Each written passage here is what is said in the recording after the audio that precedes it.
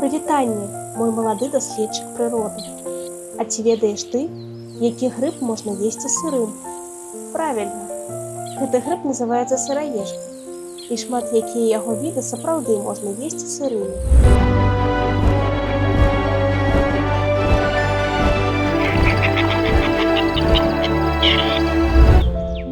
Але ці ведаў ты, што на самай справе назвалі гэты грыб сыраежкай не з-за таго, што яго можна есці сырым.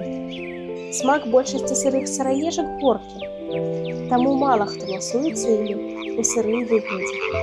Справа ў тым, што калі людзі засольваюць сыраежкі, яны становяцца гатовымі да спажывання ўжо праз дзень, то бок іх можна есці амаль сырымі.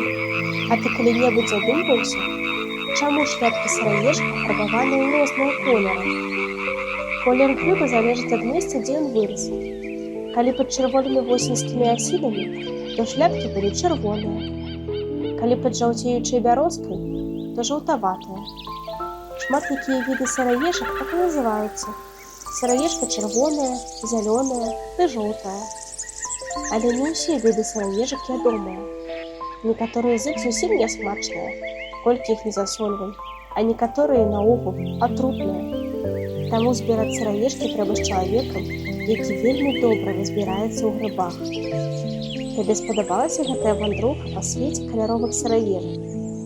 А наперадзе нас чакаюць новыя прыгоды.